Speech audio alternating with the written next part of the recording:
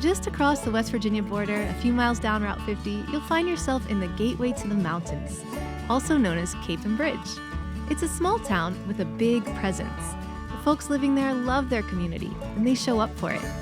So we set out to meet a few residents and find out what makes Capon Bridge America's favorite town.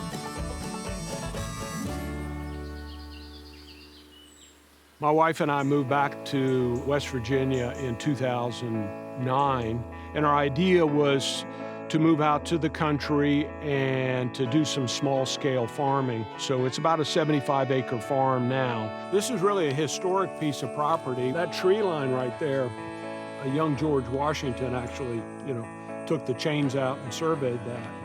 A farm is, they say it's like a three-generation thing. You start the farm, you grow the farm, and then the farm actually produces. So we're kind of in the first generation here. So you didn't grow up knowing how to farm. How did you and Beth learn to do this? You learn step by step. You learn through failure. We're really good at failure and learning.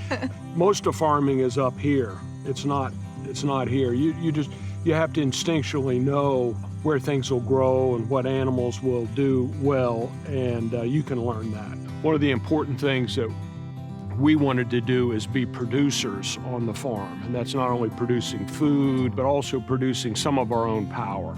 I wanted to create a farm that had some resiliency to it. We got started in solar on the farm with a system for our house, and we put some solar panels on our barn. The system paid for itself in about 6.5 years, and it has a 25-year life expectancy, so I got 19 years of free power.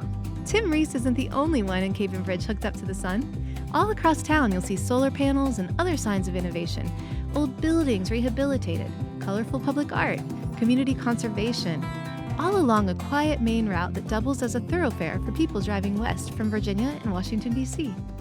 And nobody goes through Capon Bridge without crossing one very iconic bridge. The bridge is being nominated to be on the National Registry of Historic Places. And it's a beautiful 1932 Parker through truss bridge that was built during the New Deal. We have a number of other buildings that have potential to be on the National Registry. And adapting those buildings to new uses is something that I'm passionate about. The River House, it dates back to the 1890s. So this building was once a part of our family's history. My grandfather bought it like in 1915. We have the local funeral home here in Capon Bridge. A lot of people would pay Dad with antiques. They didn't have money, and families would come here to make their casket selection. And we also had the embalming room was in this building. My dad had this beautiful garden back out in this parking lot, and that's where we spent many summers as young children. And it's just a special building, really. You can just feel it.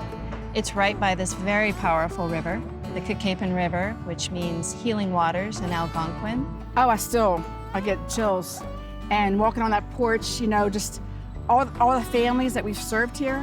They obviously did a really good job sending people to the other side, because this building is so peaceful. I've always asked people, what brings you here? Or are you from this area? And it's just unbelievable. They find a spot, they camp here, they grew up here as a kid, and they want to come back. I think that's true for a lot of communities. You don't really know who you live near until there's a place that invites you to sit and stay a while. We have a local artist, a mom of 3. She creates these beautiful paintings, but it's a paint by numbers project. Anybody who's painted or never painted before could come in and contribute. The last one we did blew our mind. It is so detailed that when I was up on the scaffolding, I was like, I have no idea what this is gonna be. And we had middle schoolers below me, and the post office worker over here, and the nurse over here, and then we all stepped back. And we got goosebumps. Look what we did together, bigger than all of us. Renovating this building with over 100 community members, a building that was abandoned. And psychologically, when you drive by empty buildings in your town, it affects you. So with their neighbors and their own hands, renovate a building, and then have it become a welcoming space where you can come and dream the next dreams. We have, over the last 5 years, seen an Appalachian music school open, and it is now teaching the traditional music to youngsters and people who drive as far away as Frederick, Maryland and Washington, D.C., a young entrepreneur in an old building. Then we also have the Farmer's Daughter Butcher, an old abandoned building. Craftsmanship. I mean, the butchery and the food that comes out of there. There's so much craftsmanship in rural America. These buildings were built with timber that is far superior to the lumber that we can get today, because these were basically old growth trees they were cutting down in the early 1900s. So these older structures foundationally are really solid. The other advantage here in West Virginia is the price that you can get into a piece of real estate. My first project in Capon Bridge was converting an old Tasty Freeze into a butcher and market called the Farmer's Daughter. I'm Kate. And I'm Pete, and this is the Farmer's Daughter in Capon Bridge. Butchering is a passion of mine. We like to have a lot of fun with it. We do practice sustainable butchering, meaning we only purchase whole carcasses and try and use every bit. Everything from the big cuts like ribeye and strip that everybody wants, down to, beef shank for, braising cuts, and hog skins for dog chews. It's all that fun stuff. And did you grow up in this trade? My great-grandfather owned a butcher shop in the Netherlands. And the name Farmer's Daughter, how did that come about? I married one. Remember Tim Reese? Farmer, daughter. Kate, Pete, I have been all over West Virginia this week, and everyone is talking about this burger. Oh my gosh. I have no words. This is truly West Virginia's finest. You've done it. Thank you. Tell me what makes this burger so good.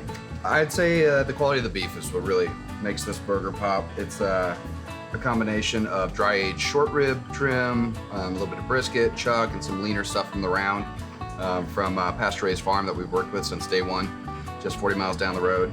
And then maybe the balance. So in addition to the beef, we've got the rich American cheese, perfect for any cheeseburger. Our house-made pickled red onions, which add a little acidity, the freshness of the romaine, and then last but not least, the Duke's mayonnaise. Gotta have the Dukes. Gotta go Dukes. Before we moved here, you'd have to drive 30 minutes either way to just get an onion. There's a rich history of agriculture in this area. However, there's not a lot of fresh food available. We started with a few products, just staples, things like that. We're in about a 40-mile stretch between grocery stores. So it was nice for us to be able to open up and provide this while also fulfilling our dreams.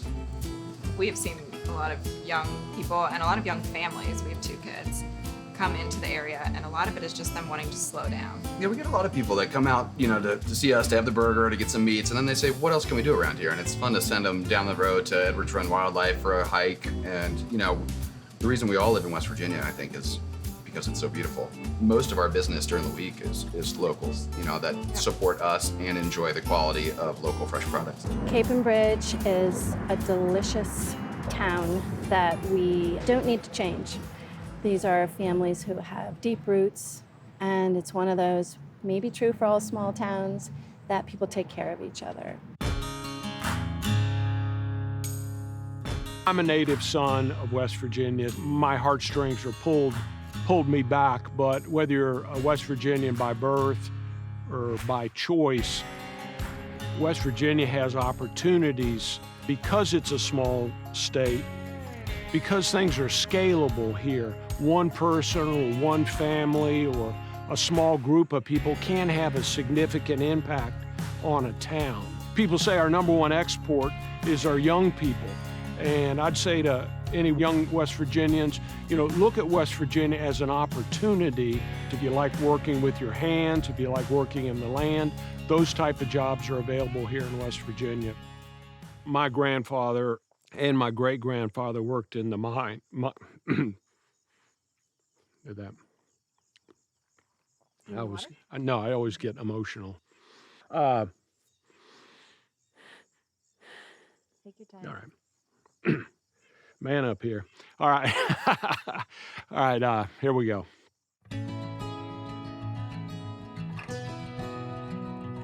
The mine culture in West Virginia is very strong. There is resistance to developing other forms of energy because they view it as a zero-sum game. But I think, the sun shines in West Virginia, and I think we can mine West Virginia's sun just like they can any place else. It creates jobs not only for the installers, but it creates a revenue stream for the landowners. I'm not saying that coal is not a viable power source, but we need to think longer term than the next 10 years. We need to think of, what we're doing for West Virginia and also for the nation and the world.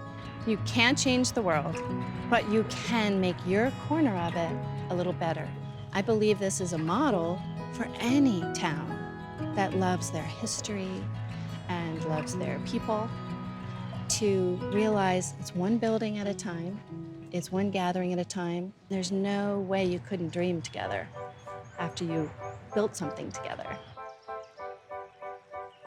People that live in Malibu, I'm sure when they're looking out at the ocean, they don't see how beautiful it is. And I have to stop myself. When I do go to the city, and I love cities, and there's a lot of exciting things, a lot of exciting people there, but when I come back, that's when I notice how beautiful this is. Yeah, it is beautiful. I know, you're gonna make me cry. I'm a sap, I really am.